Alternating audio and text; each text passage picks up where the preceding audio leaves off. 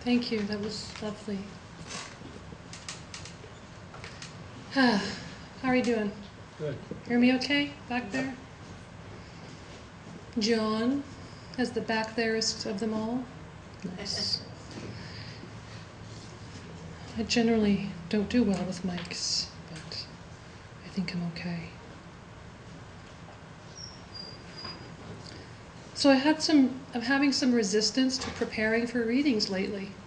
I just can't do it. Or I do it and then I entirely throw the entire thing out, the plan. It's precarious.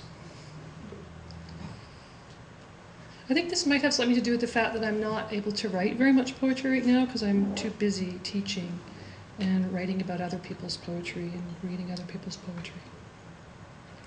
But nonetheless, I'm going to start with a couple of poems from Lemon Hound. This one because I like to read it. Here she is inside, walls and windows, appendages and openings. Here she is sitting under a stack of books. Here she is digging out from under an avalanche of paper. Here she is swatting words with her coattails. Here she is wondering what to do with outdated memory. Here she is boxing and unboxing. Here she is moving stuff. Here she is deleting whole files randomly. Here she is perplexed at the mounds of paper. Here, I tell you. Here she is hiding under the Xerox machine. Here she is communing with resonators. Here she is clucking the MRI tune. Here she is earplugged and eyeshadowed. Here she is tall and long in the stride, a force of circulation. Here she is teal and persimmon. Here she is Italian plum. Here she is the palest interior of the pomegranate. Here she is. Here she is in Banana Republic. Here she is in black and black and black. Here she is thinking of the color blue. Here she is trying to see underwater. Here she is standing on a train to New York. Here she is wiping coffee from the seat.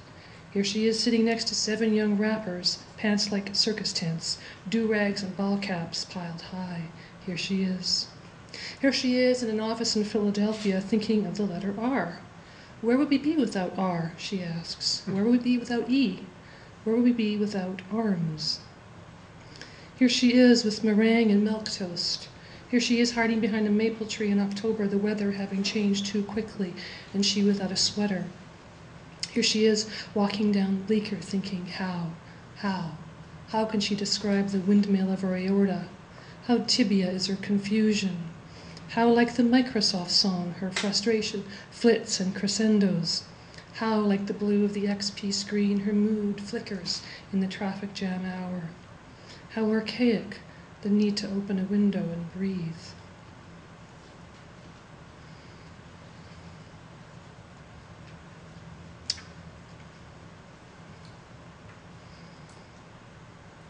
Oh, and it was a matter of time before someone yanked it tight.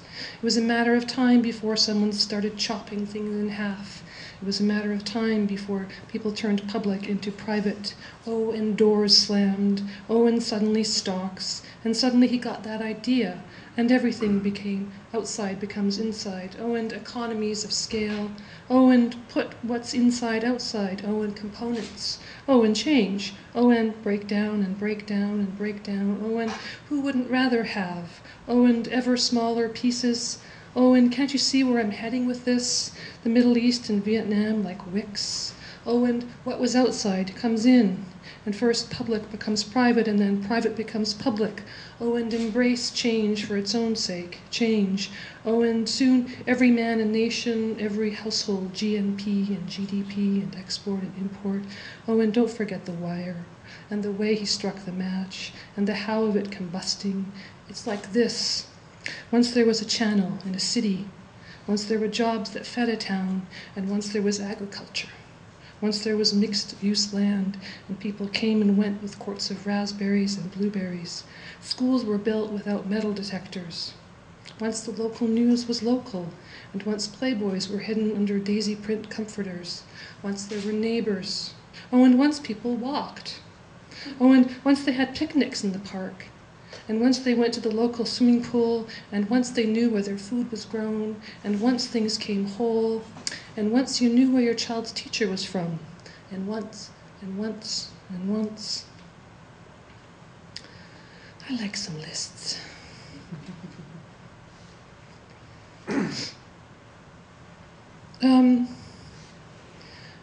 This book is concerned with, among other things, lists and sentences and tones of sentences and approaches and modernism and Virginia Woolf. And I'm going to read a couple of poems from the last section, which concerns Woolf's novel, The Waves. Most people read The Waves in their early 20s, I think, and they have an intense reaction. My intense reaction was that I laid on the floor for 2 days, unable to speak. And then I read it for about 10 years before I could really sort of get the true, actually, it took me about that to be able to understand even what she was doing. I could have, I guess, read criticism, somebody describing it to me, but I really wanted to figure it out on my own.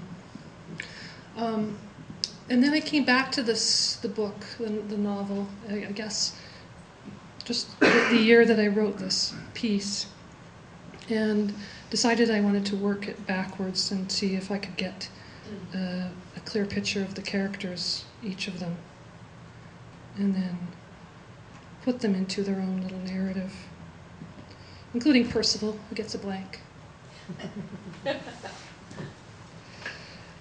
This is actually very simple to do now. You can go and read Mark Hussey's book, and he describes each of them very clearly.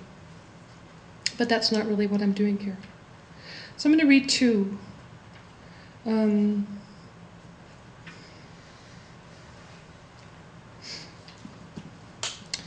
Every day I dig up, I unbury relics of myself.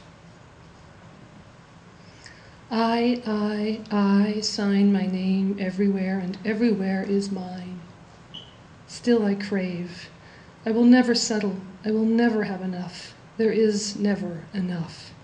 There is more to take. Always opportunity bends over. One must be present. One must be subscribed. The tentacles of my desire spread exponentially. I take over. I remake. I circle the globe with my eye. I feel war approach and work harder, feel my roots penetrate and command. There are a million ways to profit. There are a million ways to split. Once Ginny kissed me. Women always want. Rhoda wants. I sign my name everywhere, my hand out. I wait to inherit my rare fruit, my Turkish rugs, my 2 cars, my collection of art, my wine cellar and humidor, a quick walk to the park, everything present tense. Why then do I recall Ginny kissing me? Why bother with Bernard and Neville, Susan and Rhoda? The thread breaks, the Dow dips. I bolster myself with maps and waistcoats. I remember archaic words. Who's the real hero now? Who's gone furthest? I sign my name and the world unfurls. I'm a captain of luxury. Nothing is ever whole. One must parcel, one must divide further. One must find ways to charge fees for the minutest interaction.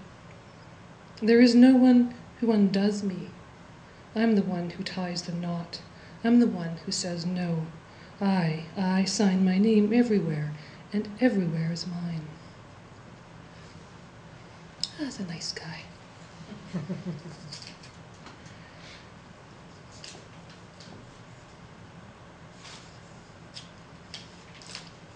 Sometimes I try and pretend that I'm a humor writer. Little levity. But tonight I've decided that I'm not a humor writer. So I'm just going to go right down the depths of it. And this is one I rarely read, but I decided to. It's a longer piece. It's the last of the section. It's the last of the character sketches, and of course it's the longest one. And it's Bernard, we'll tell you that, which is, I guess, obviously Virginia Woolf herself. She kind of hijacks the last third or more of the novel. Have I read the little gesture of your left hand correctly? In the beginning there were waves. The sun was a diamond, every slant and mood a specific shade. Every hour something new is unburied in the great bran pie. The waves broke over Neville and Lewis and I. They lapped up from the lake shore.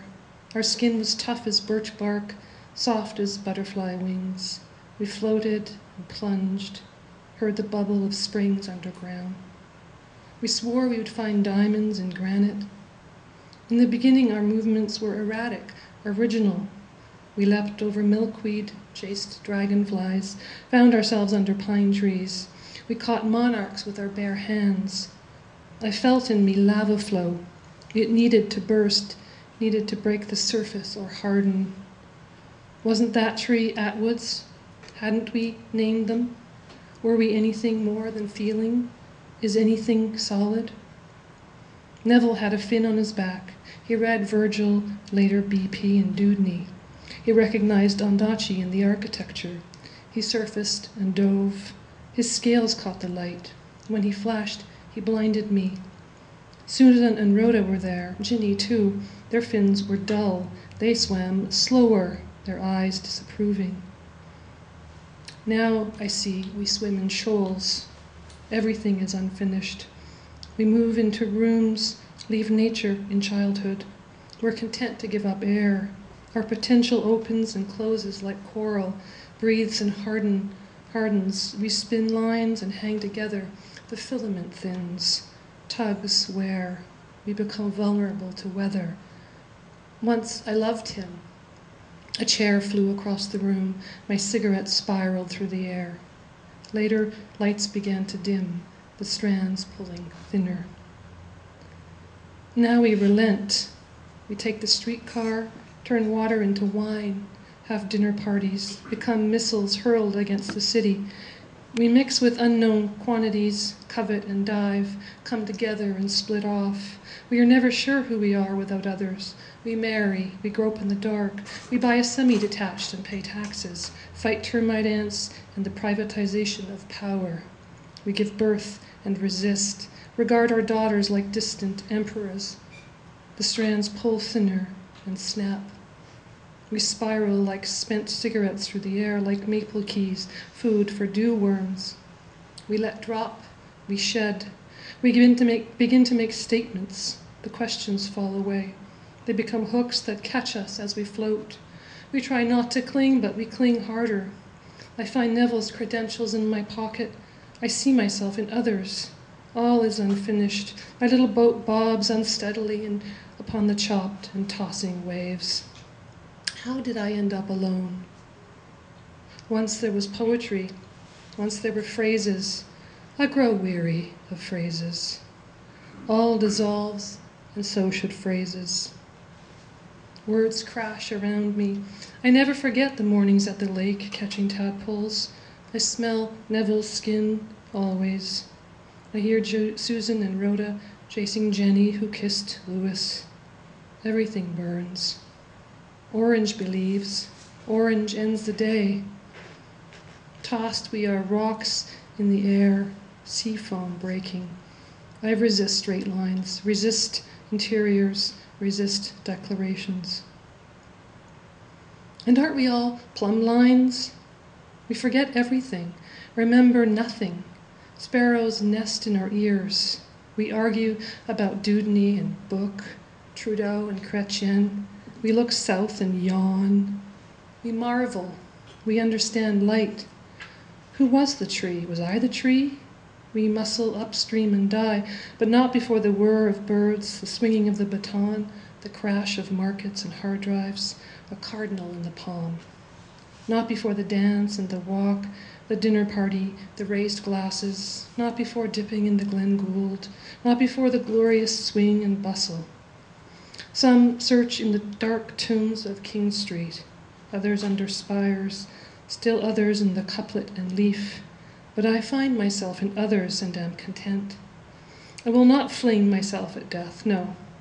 I die daily and am reborn. I look death in the eye. I take less each day. I will give more. I will feel the tug of newborn loosen before I loosen my grip, before those who've gone before me have settled. There are hooks in the sky that catch and carry us. There is light and air and water. We let go of the strand, but it continues. It goes on. I'm betting that wasn't intentional. As you said, yeah. Nobody moves. When nobody moves, the lights go out. So people were wrapped. Gotcha. It's really good to read in Canada, I've realized. I just read in San Francisco or Santa Cruz, and it was great to read there, but I felt there was a lack of stillness. There was quiet, but there was no stillness, if that makes sense. It's not something I've noticed before, or not something I've been aware of. Anyway, I'm happy to be here. So I'm going to read a couple of pieces from this crazy little book from my blog. There are funny little things. Overheard dialogues, which is one of my favorite things about the book. This one is from November 15th, 2005. And it's in an art gallery in Chelsea. If I bought that, I'd have to buy a new house. Don't you have an empty wall in your Florida house? Which Florida house? Love Chelsea.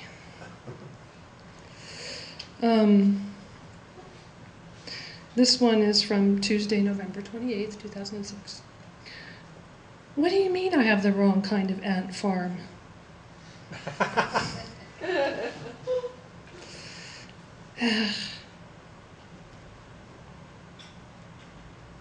I think I'll leave it there for a minute.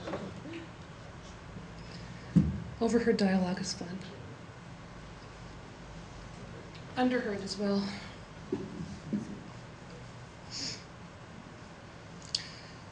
So, yeah, I'm wondering what this book will be like now that America has health care. I'm wondering how much it'll actually change. The deep sense of disconnect that has made that the ability for so many people to be so unaware of the misery of their neighbors. And that's certainly at the heart of this book, which I wrote mostly in New Jersey, in Philadelphia, and then in Calgary, which in some ways wasn't like leaving America at all. Yeah. Sorry, Aaron. Except for that, even in Calgary, they totally believe in healthcare, right? So they just believe in it a little differently. It's a hard book to read from.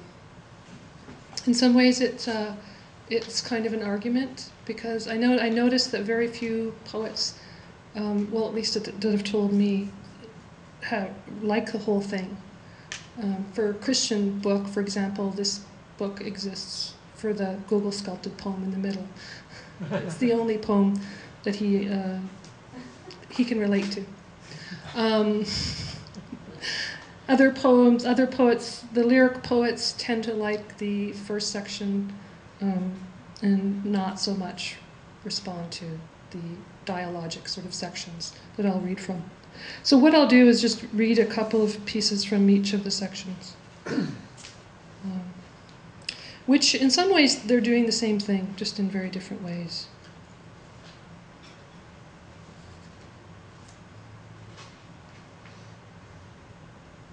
So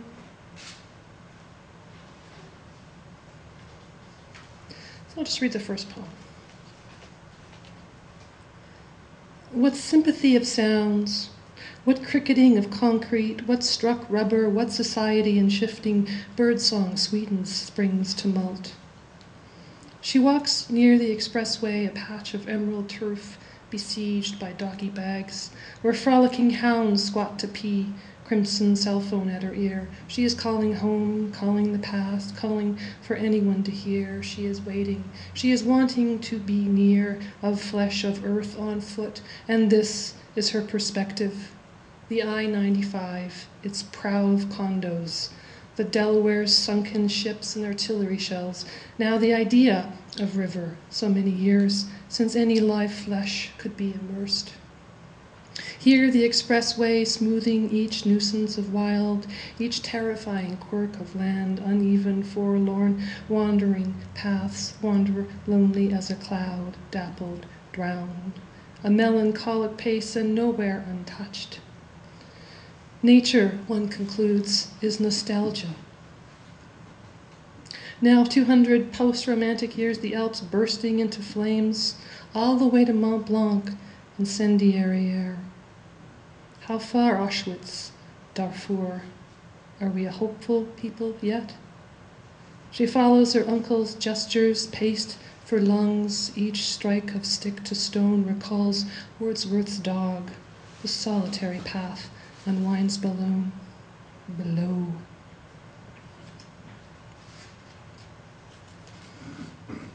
What sympathy of sounds? Her father, a bag she carries in a bigger bag, lighter now, having scattered him across 2 provinces up a goat path, where these struck peaks, a starburst of contrails, German songs like Silt, and tiny woolen cathedrals whose bells mark the hours. Have we suffered enough? Her uncle bends his century, a creeping juniper under which lies a tiny cup, doucement, doucement, the water, another source, a knowing, even without language, where to drink or how and where one foot should fall well before it does. Recognition of the stone slice, that even rock is not solid. Such knowledge, a long time companion, rarely of any use other than to remind, be open, flexible, eye on the horizon, thumb in the air for change, history with its multiple pathways. It is not her first time here, though in truth it is. But what is truth? Fact, body, idea, word. The heat waking up now, a new century ahead, and at the top, a bit of bread and cheese, the cell phone out. Ta mère, he says. Tell her your father is laid to rest.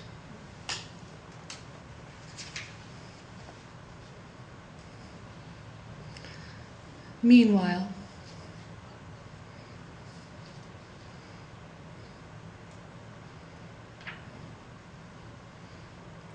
once was income levels, measurement of perceived noise levels, probability of pollutants, percentage of truck traffic, thyroid levels, and runoff acceptable. Such levels. Much analysis of sentiment, surveys, no lack of suitable data. Measure, position, men in overalls smoking, pavement uneven, concrete dividers zipping and unzipping lanes. Free to move on, those who find noise levels unacceptable. Home interviews, men, squirrels consulted. Index for design of mean maximums, those who live within 1,200 feet of the expressway. Those without the waterfront view.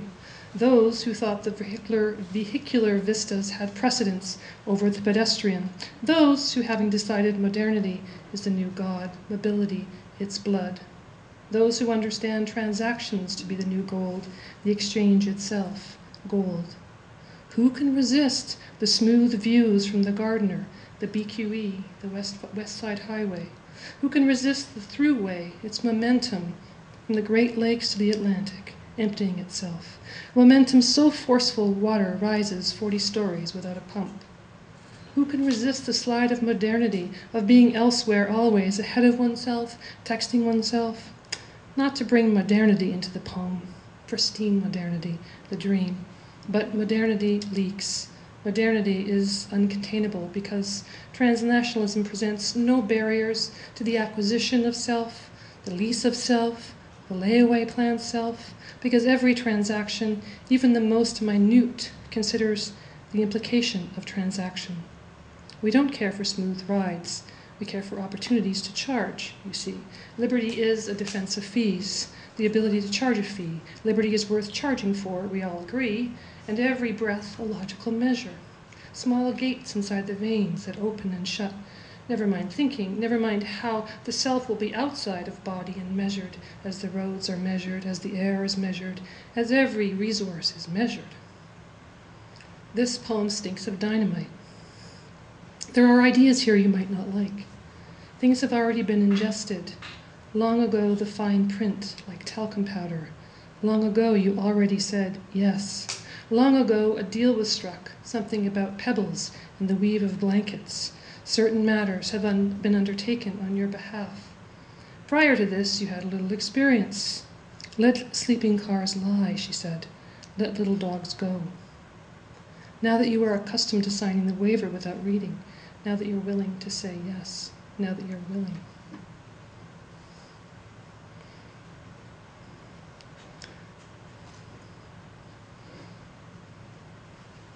So these cheerful little sections end with even more cheerful little sections called Memorable Fancies. You can see why the little section with William Wordsworth becomes very important in the middle of the book. She lifts the expressway's veil, hardly modest, but still a crevice here and there to slip into. Skin is removable, she tells herself. It's not surprising. A man stands cradling his elbows, his face an elephant's behind with eyes and a mouth that seems uncertain of its origins. Mouth, that is, not self, and no less confident for the mystery. When she approaches, he barely moves, and when he speaks, neither does his mouth. It's not my century, he says, nor the one you imagine. Time is not as tame as you believe, intention not as pliant, not as neutral. We move, we consume, we respond, we spew. One man's garbage is another man's narrative. You won't arrive anywhere. How do you know what I want? She asks, stepping over empty things multiplying underfoot. No way out for humans. No way above, no perspective, no end to suffering, no, none such. Not imagination enough, nor vision enough, nor will to see what is to be seen, hear what is to be heard, write what is to be written. But surely one human is not all humans. Oh, yes. Separate air from air, sea from sea, sky from sky, quadrants, yes. Make visible, no. Learn, forget, Make useful humans. What to do. Doesn't want to feel bad, human, doesn't want to suffer. But the sheer number of things in piles on barges shipped out to sea, tiny things, once used, a matter of great inconvenience. Found here, you'll agree, not a comfortable place, not a largeness of spirit. Crevices, tiny orifices, forgotten, long ago forgotten, never to be patched up. Is there something I'm supposed to take from this, she asks, something to guide me?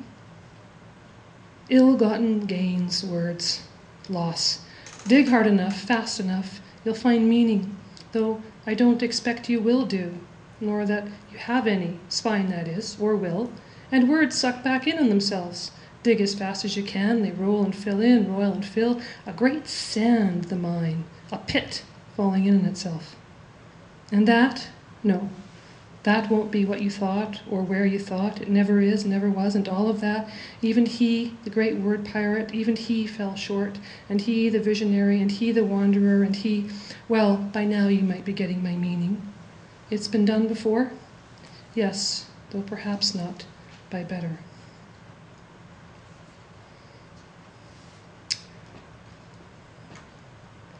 So, we'll go back in time. To Ambleside, to Rydale, to Lewrig, to Marypoint, to Witherburn, to Keswick, to Windybrow, to Silverhill, through Rydale, Wood, to Borrowdale, to Stickletarn, to Langdale, to Mr. Olifsgate, William writing his preface, to Borricks, to Ullswater and Churnmelk Force, at Fleming's to Grisdale Tarn, the Michaelmas daisy droops, William still unwell. A fine, clear, warm, sunny, sweet, mild, supped and nailed, very pleasant yellow, leaves and noise of boys in the rocks, both William and Coleridge better. Coleridge, Keswick, Sarah Simpson, we day dined at Mr. Luff's, William and Laudeman, Coleridge and rain, misty and no further. A rainy wind very fine, sweet sheepfold sea miss, omitted to be anxious for him. Followed William in the rag boxes uphill, the lake and tea, sky dullish, damp and cloudy, anxious, morning broth, to churn milk forced upon heifer crags. A very dankish, misty, wettish, dullish, rainyish, fine frosty, keen frosted, fine sunny. My heart smote.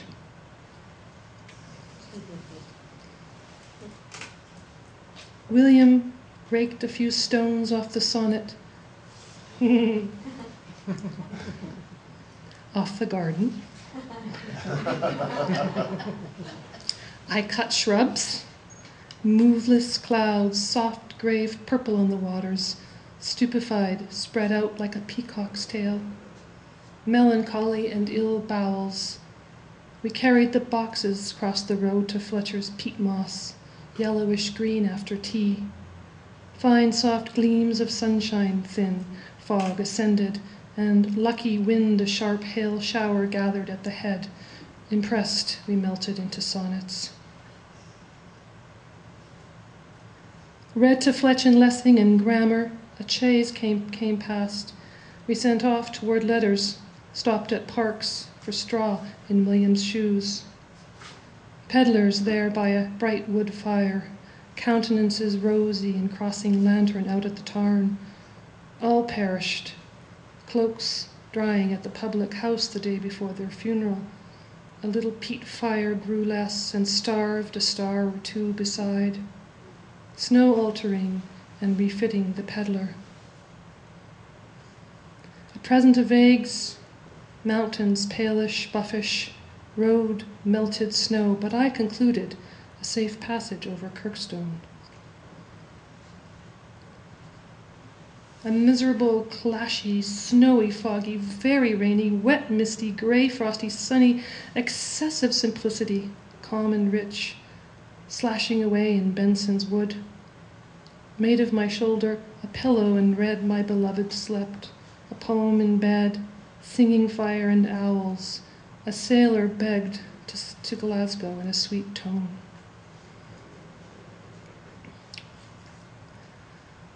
One is not simply. One is not. One is ever after. One is as much as this. One severs heads. One appears in public for a fee. One appears and later one becomes one. One indeed. One becomes one. One is never many. One is a sumptuous red bean bun. One is coveted. One is scrambled. One must not hesitate to think. And another thing. Or this. Or this and this and this. The expressway was born in A. What is more self-referential than A? Either or. The thing goes round on itself. The thing goes round. And no one ever dreamed it would stagger, would stumble. No one ever dreamed. What citizens of A lack in political options, they make up in pastry choices, supermarket items, in numbers, in health insurance packages, in phone plans, and in ways to choose, because freedom is to confuse. Freedom is to make a buck. Freedom is to charge a fee. After all, this is A. After all, freedom. So that is A. Fees are A. The expressway is A.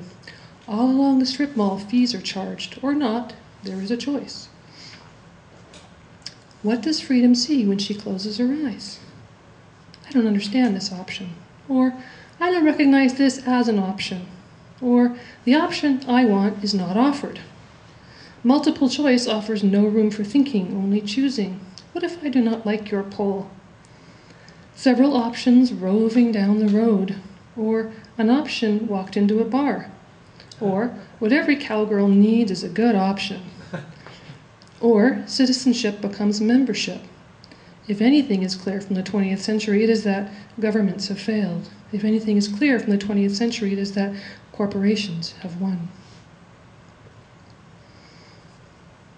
Oh, little expressway, miracle of expressway, upended galaxy, extended Adirondack slither downhill from Syracuse to Manhattan. Glorious, glorious, no longer carrying, but being us, us moving everywhere, all around the globe.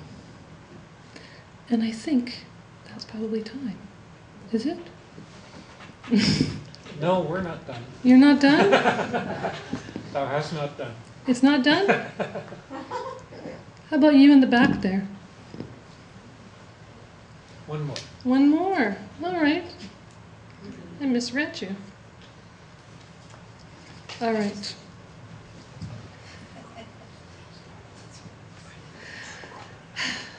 Meanwhile, the expressway's hum, it roars into her. The expressway, cargo and tree-lined, stretched radio towers, mowers, its horns and hobs, its beef and bread vans, its hour after hour, its laptops and radar detectors from New Mexico. Idaho potatoes, ho-hos, Cheetos, all organic, grain-fed, pieces of chicken, pieces of cow, slices of pig, kernels of corn, diced carrot, all packaged meals. She of drums her mile after mile of interchange escapes into herself. Rest stop, progress is welcoming and bidding adieu. States drinking her progress, passing tolls, Motel 6. She hum with glass and econolodge, passing itself into traces of ashland and Peoria, Willingboro, Paterson, every inch of it grafted, numbered, plantered, barriered, mowed, guardrailed.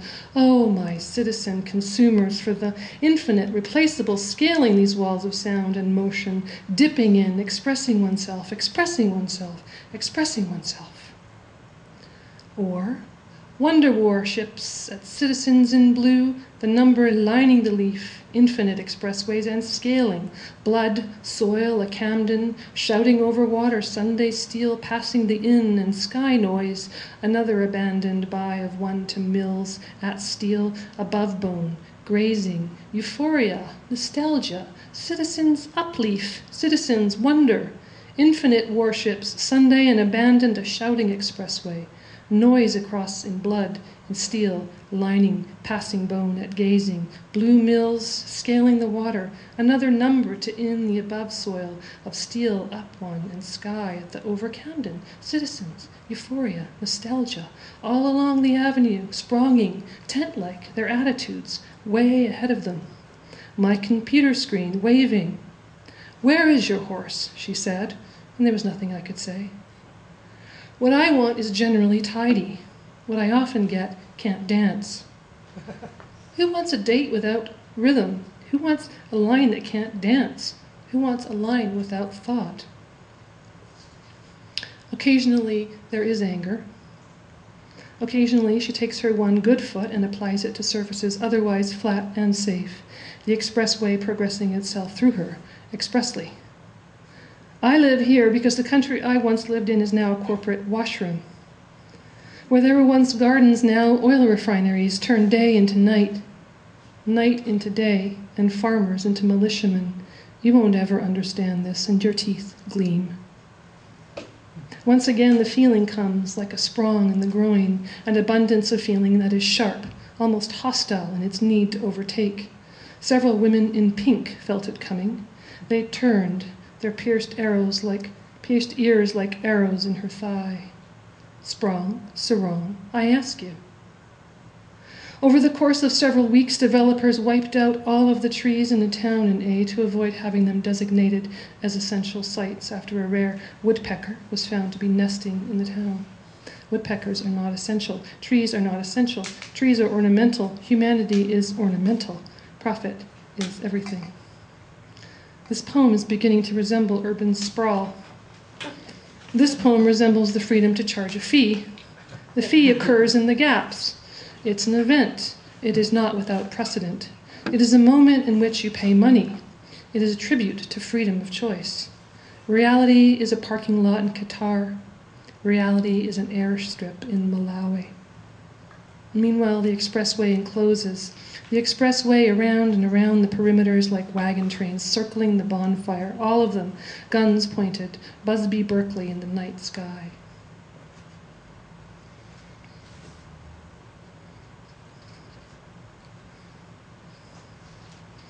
Now I can't leave on that note.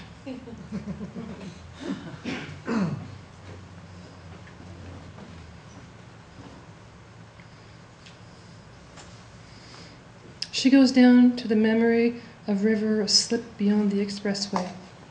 This is not simply displacement, she thinks. Progress fueled by hope. But trend is not destiny. Renewal is revision, is opportunity. She dreams women out on backhoes breaking up the expressways, night and day, cracking the earth's concrete skin, earthquakes of relief from the pinched and corseted.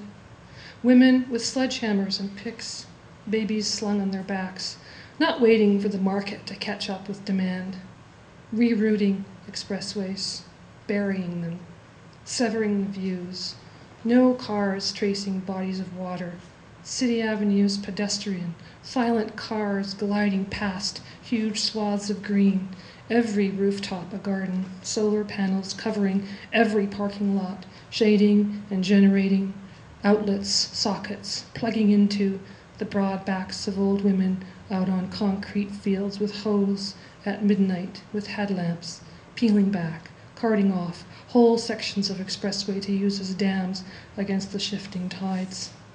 The expressway with its ethos of moving on. This town not good enough? Get on the expressway. In this country, what I'm saying is another language. In this country, I could be deported. In this country where the artists are busy unstapling the seams, this country with its long lines and its speed bumps, its terrible blind spots, its weak knees, its history of war, its binaries, its tongue-tied, its revolution, its best intentions, a noose around its own ankles, upended. Imagine Texas with a future Great Wall and firing squads, its Lone Ranger desire, 6 shooter expressways in and out of every town.